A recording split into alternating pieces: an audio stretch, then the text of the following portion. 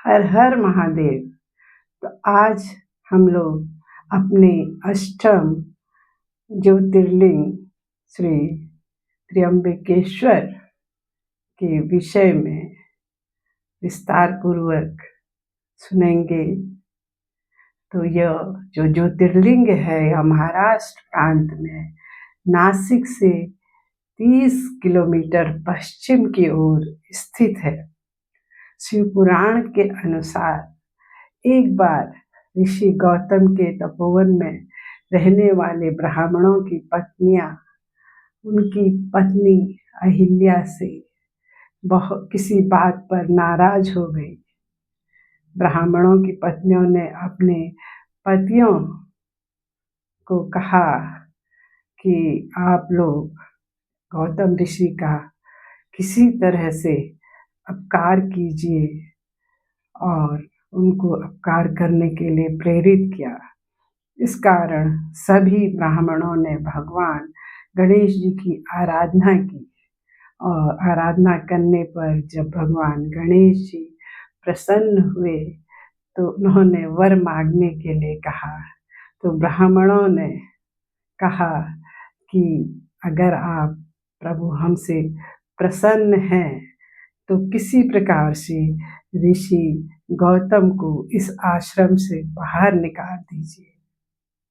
गणेश जी ने कहा यह आप लोग उचित नहीं कर रहे हैं, क्योंकि गौतम ऋषि बहुत महान हैं और उन्होंने बहुत अपना तपस्या करके अपना तपस्वी जीवन सभी वहाँ रहने वाले जितने भी पशु पक्षी हैं, जितने भी मनुष्य हैं, सभी की उन्होंने सेवा की है। लेकिन ब्राह्मण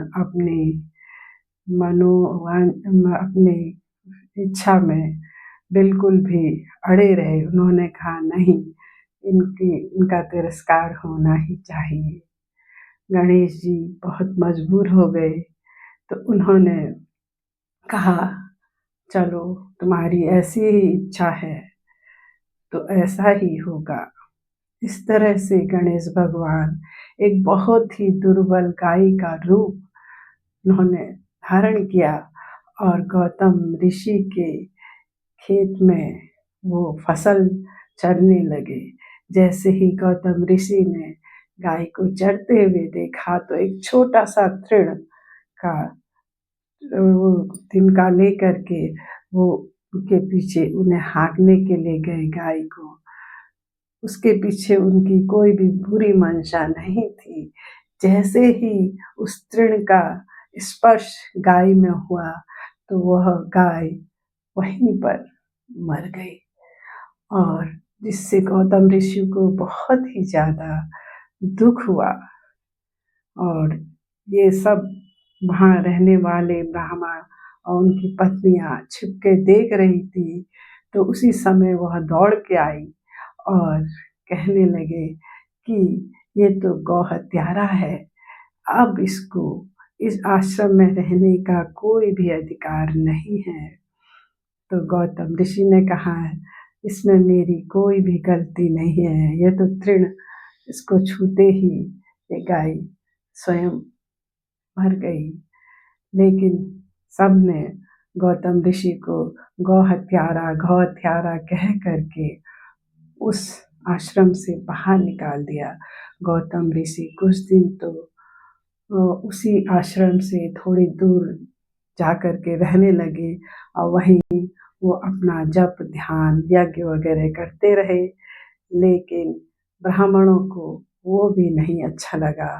वहाँ जाकर उन्होंने कहा तुम पर गौ हत्या का श्राप लगा हुआ है, अतः तुम्हें कि कोई भी वेद पाठ यज्ञ करने का अधिकार नहीं है।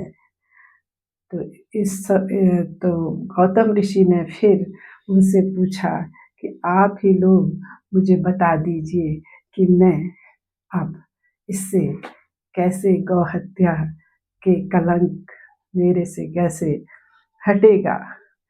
तो उन्होंने कहा कि अगर आप 3 बार पृथ्वी की परिक्रमा करें और परिक्रमा करने के बाद यहाँ पर अपने तप से गंगा नदी को लाएं और उस गंगा नदी में स्नान करके 1 करोड़ पार्थिव शिवलिंग बना के उनकी पूजा करें और तभी आप इस श्राप से मुक्त हो सकते हो। तो ऐसा उन्होंने उनकी आज्ञा मानी और ऐसा ही गौतम ऋषि और उनकी पत्नी अहिल्या ने वही सारे कार्य किए।